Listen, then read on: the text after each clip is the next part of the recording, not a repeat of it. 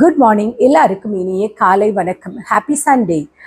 இன்னைக்கு நம்ம பேச போகிற டாபிக் என்னென்னா, கண்டிப்பாக நம்ம எல்லாருடைய லைஃப்பில் நம்ம யாராவது ஒருத்தரால் ஃபேஸ் பண்ணியிருப்போம். இல்லை நம்ம உடன் பிறந்தவர்களை கூட, இல்லை நம்ம சொந்தமாக நம்ம நினச்சவங்க, நம்ம ஃப்ரெண்ட்ஸ் கூட யாராவது ஒருத்தரால், இல்லைன்னா நம்ம சோஷியல் மீடியாவில் கூட பார்த்துட்ருப்போம். அதான் சுயநலம், அதாவது செல்ஃபிஷ்னஸ். தான் நல்லா இருக்கணுன்றதுக்காக கூட இருக்கிறவன் லைஃப் போனாலும் பரவாயில்ல, அவனுடைய பேரை, அவனுடைய ரெப்புடேஷனை அவனுடைய ஸ்பாயில் பண்ணாலும் பரவாயில்ல, அவனுடைய ஃப்யூச்சர் கெடுத்தாலும் பரவாயில்ல, யோசிக்கிற மனிதர்கள் மத்தியில் தான் நம்ம இன்னைக்கு வாழ்ந்துட்டு இருக்கோம் இல்லையா? சோஷியல் மீடியாவில் 4 லைக்ஸ், சில 1000 வியூஸுக்காக ஒருத்தரை பற்றி எப்படி தவறான வார்த்தைகளை ட்ரெண்ட் பண்ணுறதும், ஆஃபீஸில் பிஸ்னஸில் தான் மேலே வரணுன்றதுக்காக கூட இருந்து குழி பறிக்கிறதுக்கும், பர்சனல் லைஃப்பில் தன்னுடைய தேவை முடிஞ்சதும் ஒருத்தரை தூக்கி எறிகிறதும், இந்த மாதிரி சுயநலமாக இருக்கிறவங்க உண்மையிலே கெத்தான விஷயமா? மக்கள் இப்படி மாறிட்டாங்க. இப்படி மற்றவங்களை அழித்து வாழ்கிற சுயநலவாதிகளுடைய கடைசி காலம் எப்படி இருக்கும்? இன்னைக்கு நாம் இதை பற்றி தான் ரொம்ப ப்ராக்டிக்கலாக இன்னைக்கு மனசை தொடுற கதையோடு பேச போகிறோம். வீடியோவை ஸ்கிப் பண்ணாமல் கடைசி வரைக்கும் பாருங்கள். ஏன்னா கடைசியில் வர ஒரு முடிவு உங்களுடைய யோசனைகளை அதை மாற்றக்கூடியதாக இருக்கும். முதல்ல ஒரு விஷயத்தை புரிஞ்சுக்கோங்க. சுயநலம் வேற, சுயமரியாதை வேற. ஓகேங்களா? தங்களுடைய முன்னேற்றத்துக்காக உழைக்கிறது சுயநலம்னு சொல்ல மாட்டோம். அது தான் மட்டும்தான் வாழணும், அதுக்கு யார் அழிஞ்சாலும் பரவாயில்ல அப்படின்னு நினைக்கிறாங்க இல்லையா? அதுதான் விஷம்னு சொல்லலாம். ஏன் மக்கள் இன்னைக்கு சுயநலமாக மாறிட்டாங்க? இதுக்கு 3 முக்கியமான காரணங்கள் இருக்குது. ஒன்று சோஷியல் மீடியாவோட அது உருவாக்குன, அதாவது வேலிடேஷன் ட்ராப்னு சொல்ல. அதாவது இன்னைக்கு சோஷியல் மீடியாவில் யார் உண்மையாக இருக்கிறங்கிறத விட யார் சக்ஸஸ்ஃபுல்லாக தெரிகிறாங்கன்றது தான் ரொம்ப முக்கியமாக போச்சு இல்லையா? மற்றவங்களை விட நம்ம ஆடம்பரமாக வாழணும், அந்த போட்டி மனப்பான்மை என்ன ஆக்கிடுது? மனுஷங்களை மிருகங்களாக்கிடுது இல்லையா? குறுக்கு வழி, அதாவது ஷார்ட்கட் சக்ஸஸ்ன்னு சொல்லலாம். கஷ்டப்பட்டு உழைச்சி மேலே வர்றதுக்கு பொறுமை கிடையாது. உடனே பணம், புகழ் அதெல்லாம் வேணும். அதுக்கு யாரை மிதிச்சு ஏறினாலும் பரவாயில்ல, அது செய்கிறதுக்கும் தயங்க மாட்டாங்க சில மனிதர்கள். அதுக்கப்புறம் அடுத்தவங்களுடைய உழைப்பை ரொம்ப ஈஸியாக நினச்சிக்கிறது. அவன் போனால் என்ன, எனக்கு என்ன கிடைக்குது, அதுதான் எனக்கு முக்கியம் அப்படின்றது என்ன. மற்றவங்களுடைய உணர்ச்சிகளுக்கும் அவங்க பட்ட கஷ்டங்களுக்கும் மதிப்பே கொடுக்காத ஒரு எம்பத்தி இல்லாத மனநிலைமை. 3வது, சரி இன்னைக்கு நம்ம ஒரு நெருக்கமான ஒரு கதை சொல்லட்டுமா? இன்னும் தெளிவாக புரிஞ்சுக்கிற மாதிரி. எப்படின்னா, இது ஒரு வெறும் கதைன்னு சொல்ல முடியாது. இன்னைக்கு நம்ம சொசைட்டியில் நடந்துட்டு இருக்க ஒரு உண்மை சம்பவம். ஒரு பெரிய கார்ப்பரேட் கம்பெனியில் 2 ஃப்ரெண்ட்ஸ் ஒர்க் பண்ணிட்டு இருந்தாங்க. ஒருத்தர் பேர் ரவி, ஒருத்தர் பேர் முரளி. ரவி ரொம்ப நேர்மையானவன், ரொம்ப திறமசாலி, கஷ்டப்பட்டு உழைக்கிறவன்.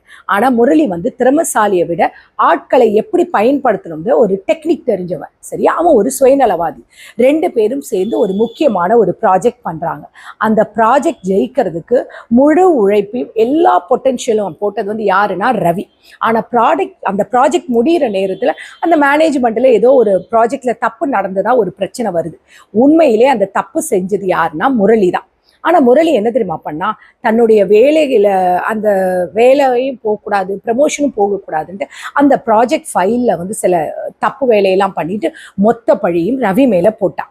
ரவியோட நேர்மை சந்தேகப்படுற மாதிரி கம்பெனியில் ஒரு வதந்தியை பரப்பி விட்டான். ரவி பல வருஷத்தோட உழைப்பை இழந்து, அவனுடைய பேர், அவனுடைய ஃப்யூச்சர் எல்லாத்தையும் இழந்து ஒரே நாளில் டவுன் ஆக்கி ரவியை அந்த கம்பெனியை விட்டே தூக்கியாச்சு. ஆனால் முரளி அந்த ப்ராஜெக்டை கிரெடிட்டை வச்சுட்டு அடுத்த லெவலுக்கு போய் ஹையர் பொசிஷனில் இருந்தால் நிறைய சம்பளம், பெரிய போஸ்ட், பெரிய அந்தஸ்து, சொசைட்டியில் ஒரு நல்ல நேமோடு இருக்க ஆரம்பிச்சிட்டான்.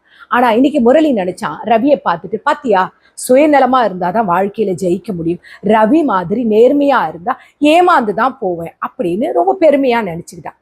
ஆனால் இந்த கதை இதோட முடியலை.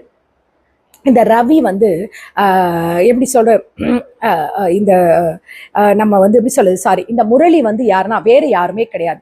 நம்ம சிலர் தினமும் பார்க்குறோம் இல்லையா? அந்த மாதிரி சில மனிதர்கள் தான் கூடவே இருந்து நம்ம கூட தொழில் ரகசியங்களை திறந்துற பார்ட்னர்ஸ். ஒருத்தவங்க மேலே ஒரு போலியான குற்றச்சாட்டை சுமத்தி அவங்க குடும்பத்தையே மன உளைச்சல் ஆக்கி அதில் வர வியூஸ்லையும் அதில் வர காசை பார்க்குற சில சரியா, பர்சனல் லைஃப்ல சிலர் உண்மையாக நேசிச்சவங்கள தங்களுடைய தேவை முடிஞ்சதும் யூஸ் அண்ட் த்ரோ பண்ணி போடுற காதலர்கள், நண்பர்கள், இவங்கெல்லாம் நினச்சிக்கிறாங்க நம்ம லைஃப்பில் ஜெயிச்சிட்டோம், நம்ம புத்திசாலியானது. ஆனால் சுயநலத்தினால கிடைக்கிற அந்த சக்ஸஸ், அந்த வெற்றியானது ரொம்ப தற்காலிகமானது தான்.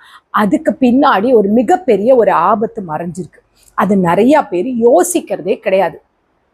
இன்னைக்கு எப்படின்னா ரவியை வந்து முரளி வந்து வீழ்த்திட்டு அதனால ஒரு பெரிய பதவிக்கு வந்துட்டான். ஆனா முரளிக்கு நிறைய பணம் வந்துச்சு, அதிகாரம் வந்துருச்சு, ஊரே மெச்சுற அளவுக்கு ஒரு அந்தஸ்தும் வந்துச்சு. ஆனா அவனுக்கு தெரியாத ஒரு உண்மை என்ன தெரியுமா? அவன் அன்னைக்கு கெடுத்தது ரவியோட வாழ்க்கையை மட்டும் கிடையாது, தன்னுடைய நிம்மதியும் சேர்த்து தான் அவன் கெடுத்துக்கிட்டான். நாட்கள் போயிடுச்சு, வயசும் ஆயிடுச்சு.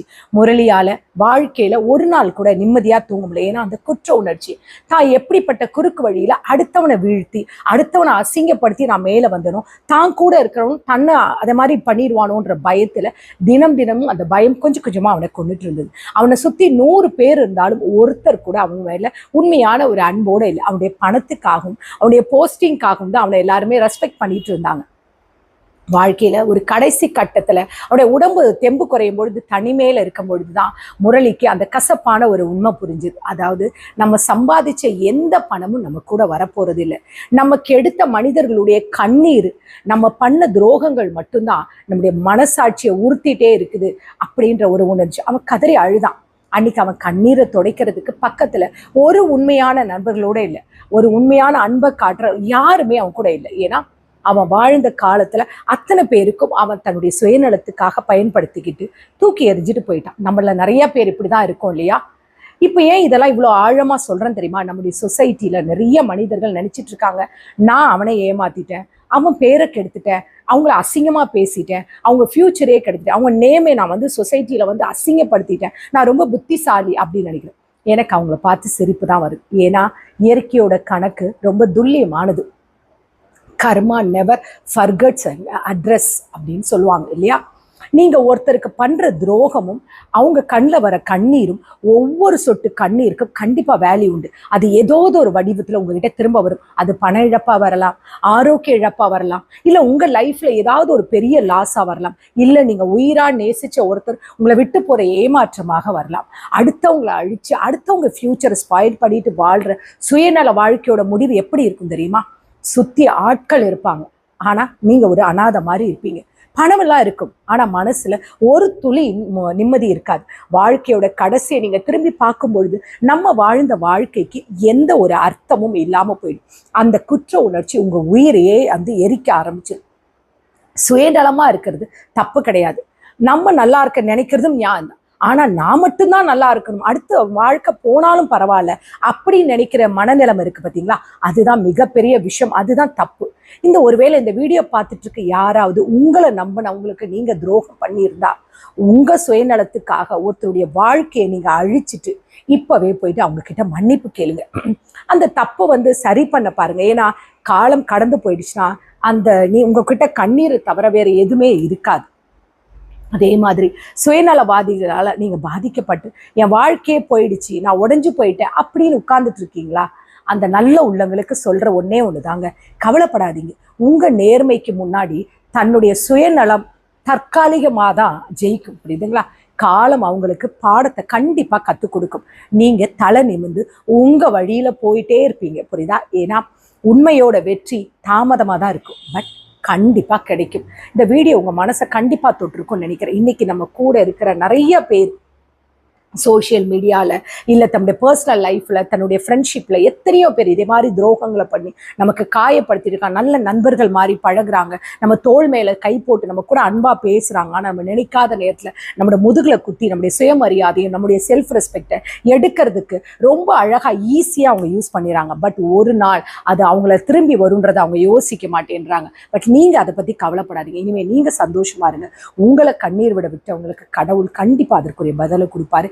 இந்த நாள், இந்த ஞாயிற்றுக்கிழமை இதனால காயப்பட்டு இந்த மாதிரி ஒருத்தவங்களுடைய அதாவது சுயநலத்தால நீங்க வாழ்க்கையில நிறைய விஷயங்களை இழந்து கண்ணீரோடு இருக்கீங்களா? இனிமே கவலைப்படாதீங்க, புரியுதா? அவங்களுக்குரிய கணக்கு கண்டிப்பா அவங்களை தேடி வரும். நீங்க சந்தோஷமா குடும்பத்தோட சந்தோஷமா இருங்க. இந்த நாள் உங்களுக்கு இனிய நாளா இருக்கும். கடவுளை வேண்டிக்கிறேன். Take care, bye, love you.